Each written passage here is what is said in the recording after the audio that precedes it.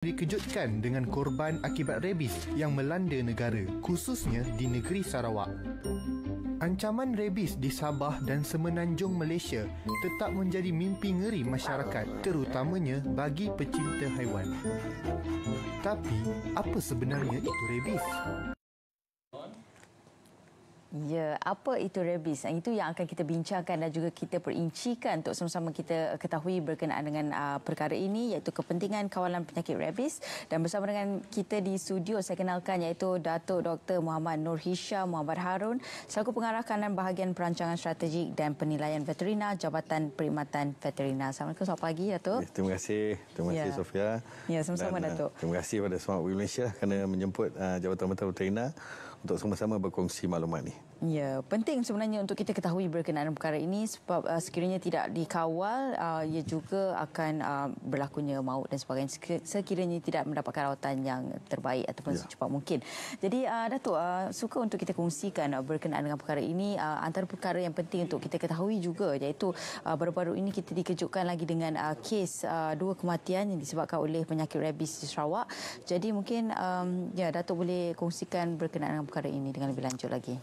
Terima kasih Sofia. Okey, sebenarnya memang rabies ini adalah satu penyakit yang berbahaya lah. Kalau kita lihat ia adalah satu penyakit yang zoonotik. Bila kita zoonotik itu bermaksudnya dia boleh dipindahkan daripada haiwan kepada manusia. Jadi akan berlaku jangkitan kepada manusia lah, sebab tu dia jadi berbahaya. Jadi dalam Jabatan Veterina ni kita ada 2 benda perkara yang kita selalu titik beratkan lah dalam kawalan penyakit ini. Satu adalah kawalan penyakit bersifat ekonomik yang mana boleh merugikan peternak dan pengusaha kita, tetapi yang juga penting dan bukannya kurang kepentingannya adalah penyakit berkaitan zoonotik inilah yang mana dia akan menyebabkan orang kata gangguan kesihatan kepada manusia.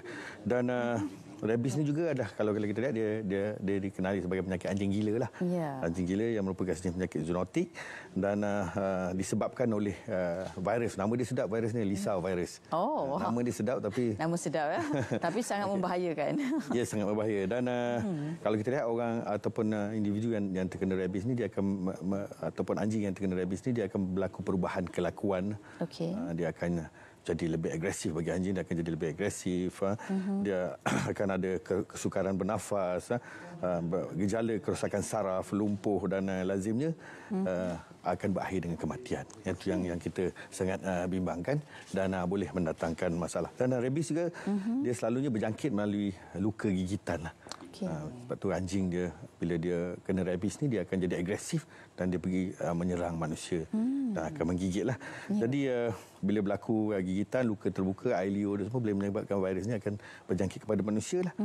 Dan kalau kita lihat daripada segi inkubasi, satu orang yang dia boleh up sehingga 6 bulan dia punya inkubasi period dia. Tempoh inkubasi.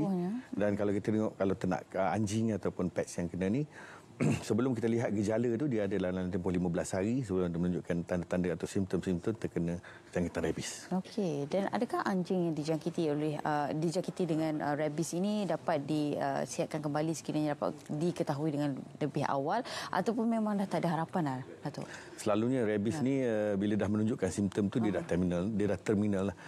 Dan kawalan rabies ni biasanya kita melalui suntikan vaksinasi lah. Jadi perlu disuntik vaksinasi secara berkala untuk mengelakkan ia daripada dijangkiti. Dan situasi terkini berkenaan dengan rabies ini, adakah masih terkawal Datuk ataupun bagaimana? Boleh kata kalau kawalan tu kita sentiasa melakukan kawalan dari segi yang utama dah untuk mengawal populasi anjing liar dan terbiar ni lah. Kita kena kawal dan sebab faktor utamanya adalah kerana bermula daripada anjing lah. Tetapi kalau kita lihat di sebelah Amerika Selatan tu berbezalah. Kalau kita di Amerika Selatan tu dia ada vampire bats yang boleh menggigit ternakan ruminan dan sebagainya. Sebab tu kita tengok kalau di Amerika Selatan tu dia ada sehingga lembu dia pun kena rabies. Ternakan lembu susu dengan rabies. Tapi di Malaysia tak adalah. Sebab kita tidak ada vampire bats, tapi kita ada anjing. Dan bila ternakan atau pets ni, anjing ni terkena rabies, dia boleh juga terkena kepada kucing dan ternakan yang lain. Tetapi setakat ni yang ada di Malaysia ni kucing lah yang selalu terkena, dan akibat gigitan dan juga cakaran. Kalau dia kena kucing, kucing boleh transfer kepada manusia melalui cakaran. Oh, melalui cakaran saja. Boleh dijangkiti juga. Betul. Itu sangat menakutkan sebab kadang-kadang ialah kita pergi kedai makan dan sebagainya sebagai contoh kan.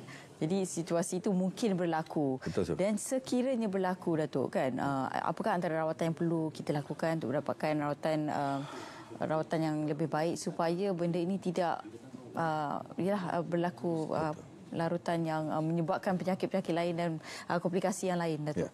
Jadi jika tergigit atau digigit anjing, perkara pertama yang dia kena lakukan adalah bersihkanlah kawasan luka tu. Kawasan luka tu dibersihkan supaya tidak ada jangkitan ataupun lepas tu dicuci dengan antiseptik. Dan selepas tu jangan bertangguh lagi lah. Kena segera mendapatkan rawatan di klinik atau hospital yang terdekat lah. Dan yang penting juga, yang paling penting adalah kena melaporkan kepada Jabatan Pentas Veterina lah. Supaya dengan laporan tu kita boleh mengesan kembali anjing yang mana menggigit tu dan kita boleh buat siasatan sama ada risiko yang yang boleh berlaku kepada pesakit tadilah yang digigit tadi. Jadi kita akan mungkin tangkap anjing tu dan melihat sama ada ianya terjangkit rabies atau tidak lah. Sebab risiko yang tinggi berlaku dan kita kalau boleh kita tak mahulah anjing rabies tu menggigit manusia lah. Sebab bila dah sampai ke peringkat itu dia agak kritikal. Ya, itu antara perkara yang cukup menakutkan kita semua, Datuk kan. Dan kalau tadi berbalik kepada antaranya yang boleh kita lakukan untuk kita prevent daripada perkara ini ataupun penyakit ini adalah vaksin, Datuk untuk anjing dan juga kucing. Betul. Kalau kucing bagaimana? Ya, kucing pun boleh tapi kita jarang melakukan pada kucing lah.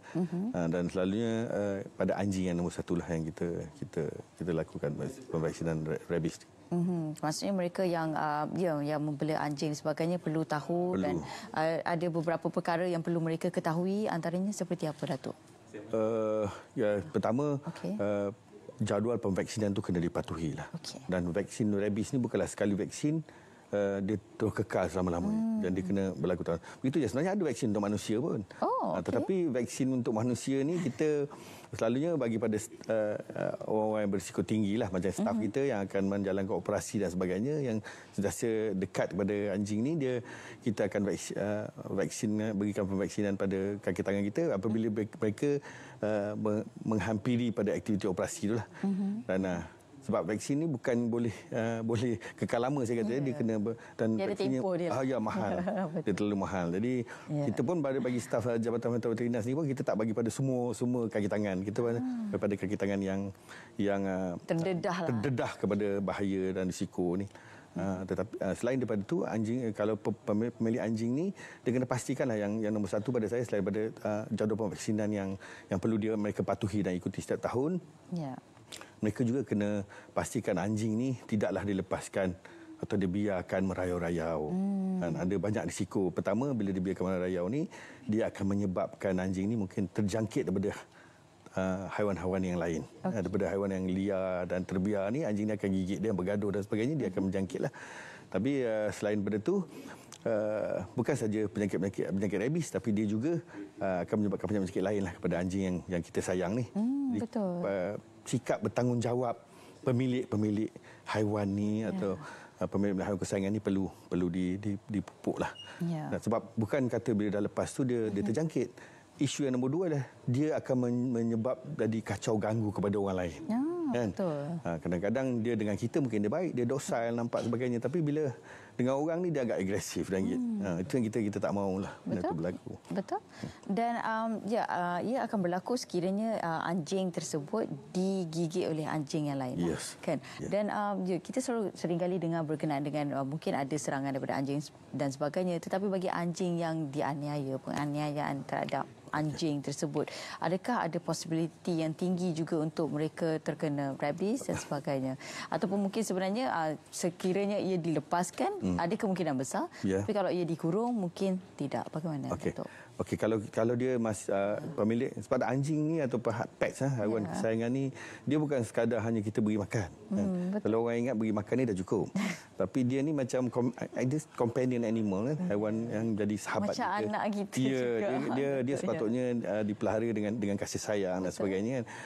Jadi kalau kita hanya orang kata part time pada dia, ada masa kita bagi makan, kita tengok dia, lepas tu kita biarkan. Jadi itu adalah satu sifat pemilikan ternakan yang ataupun haiwan kesayangan tidak bertanggungjawab lah. Jadi perkara-perkara ini kena dilihat dan diperhatikan. Jadi kita menyarankan pemilik haiwan ini biarlah dia lebih bertanggungjawab terhadap ternakan ni. Dia pun perlukan kasih sayang, perlukan perhatian juga macam kita kan, Datuk kan. Dia mungkin akan bosan, boring dan sebagainya. Jadi itu kita kena lihatlah. Dan kalau kita lihat selain daripada itu, pemilik haiwan kesayangan kena orang kata bukan saja makan, kasih sayang, juga kesihatan. Betul. Jadi kena pastikan mereka ni mendapat rawatan dan kesihatan. Mereka ni ada berada di tahap yang terbaik, sebab kita sentiasa berapat dengan mereka. Nanti kalau haiwan kesayangan kita ni tak sihat, dia mungkin akan menyebabkan jangkitan kepada kita juga. Itu yang kita kena lihat. Dan bagi Jabatan Veterina sendiri, bila berlaku kita, kalau kita lihat daripada visi kita, kita Jabatan Veterina ni, visi dia adalah untuk menjadi pihak berkuasa kompeten yang mana dia berkhidmat kepada untuk industri haiwan, tapi demi kesejahteraan manusia. Demi kesejahteraan manusia. Itu yang paling menjadi keutamaan kita semua kan, Datuk. Baik, terima kasih diucapkan kepada Datuk Dr. Muhammad Nur Hisham Muhammad Harun, selaku pengarahkan bahagian perancangan strategik dan penilaian veterina Jabatan Perkhidmatan Veterina. Terima kasih banyak, Datuk. Terima kasih atas perkongsian tersebut dan juga informasi yang disampaikan kepada semua untuk sama-sama kita fahami tanggungjawab kita bersama untuk mengetahui perkara ini. Okey, selanjutnya kami nak bawakan kepada anda berkenaan dengan bingkisan yang dibawakan, iaitu program rakan muda berkonsepkan kekeluargaan, tarik minat kanak-kanak dan komuniti setempat. Sama-sama kita saksikan.